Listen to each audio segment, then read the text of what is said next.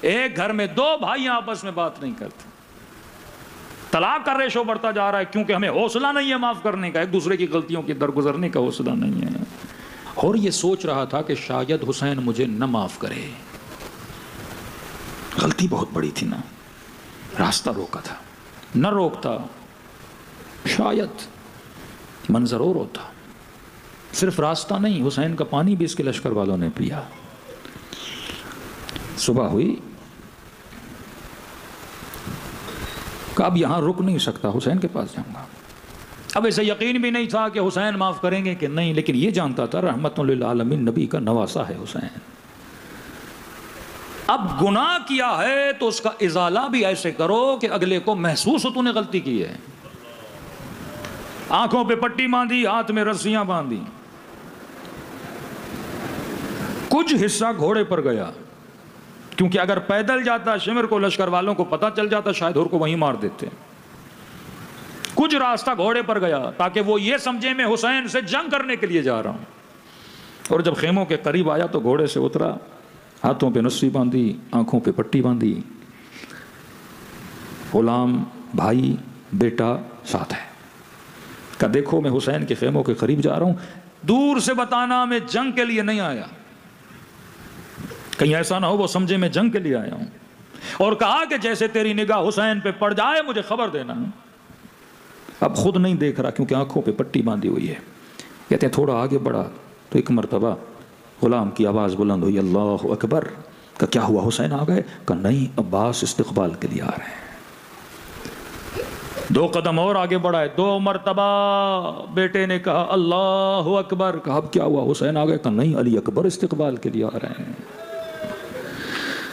ایک مرتبہ تینوں کی آواز بلند ہوئی، اللہ اکبر۔ کہا اب کیا ہوا؟ کہ خود حسین خیمے سے نکل کے آ رہے ہیں۔ کہ میرے لال جب حسین میرے سامنے ہوں تو بس مجھے اشارہ کر دینا۔ کہ جیسے مولا کے روبرو کھڑے ہوئے، کچھ میں یہ ہے کہ یہ روبرو تھا، کچھ میں یہ ہے کہ مولا حسین گھوڑے پر تھے اور یہ زمین پر تھا۔ کہتے ہیں پہلا جملہ اس نے یہ کہا کہ کائنات کا سب سے بڑا گنہگار، کائنات کے سب سے بڑے بخشنے والے کی دربار میں بھیک مانگنے آیا ہے۔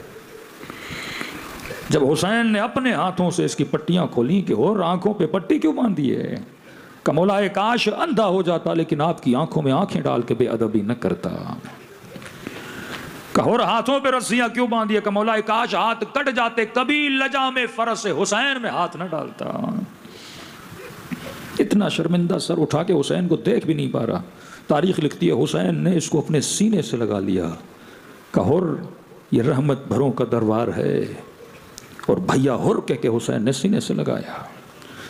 تاریخ لکھتی ہے کہ جب مولا نے سینے سے لگایا تو یہ زار و قطار ہو رہا تھا۔ امام نے کہا اور اب کیسی پریشانی؟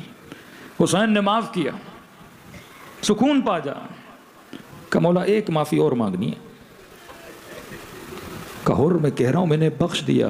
کہ نہیں مولا، اگر اجازت دیں میں زہرا کی بیٹیوں سے معافی مانگوں۔ اور یہ اہل بیت کا گھرانہ، ولایت کا گھرانہ، میں نے معاف کیا تو میری بہنوں نے، بھائیوں نے، بچوں نے معاف کیا۔ مولا اطمینان نہیں مل رہا، اجازت دیں میں خیموں کے بیچ میں جاؤں، بلند بلند آواز سے یہ گنہگار معافی مانگے۔ کہا اور اتنا اصرار کیوں کر رہے ہو؟ کہتا مولا مجھے یاد ہے جب آپ کا راستہ روکا تھا کچھ اماریوں سے بیبیوں کے رونے کی آوازیں آ رہی تھی۔ مولا میں نے زہرا کی بیٹیوں کو رلایا۔ کہتے خیام حسینی کے بیچ گیا، امام نے اجازت دی، سر سے امامہ اتارا، کہنے لگا اے زہرا کی بیٹیوں تیرا خطا کار تجھ سے معافی مانگنے آیا ہے۔ بی بی زینب کے کانوں تک آوازیں، انو محمد یہ کون ہے؟ کہ اماں جس نے ماموں کا راستہ روکا تھا معافی مانگنے آیا ہے۔ ایک طرف حسین، ایک طرف حسین کی بہن زینب۔ دیکھو حسین نے معاف کیا، زینب کا اخلاق کیا ہے؟ فرمایا بچوں بڑے ادب سے جانا، سلام کرنا اور کہنا ماموں ہر، جو غلاموں کو بھیا کہے، ماموں ہر زہرا کی بیٹی تجھے سلام دیتی ہے۔ اگر صرف بات سلام کی ہوتی تو ہر اتنا نہ تڑپتا، اگلے جملے نے ہر کے کلیجے کو جلا دیا۔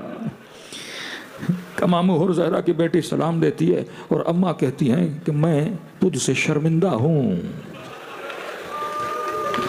جب یہ سنا نا کہ علی کی بیٹی کہے میں تجھ سے شرمندہ ہوں، کہا قضادو مجھ سے کیوں شرمندہ ہے؟ کہا اور تو اس وقت ہمارے در پہ آیا ہے جب پلانے کے لیے پانی نہیں ہے،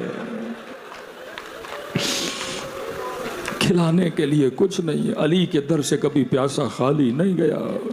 لیکن میں زینب وعدہ کرتی ہوں حوض کوثر ہوگا، نانا کو کہوں گی نانا یہ تب آیا تھا جب سب میرے حسین کو چھوڑ کے چلے گئے تھے۔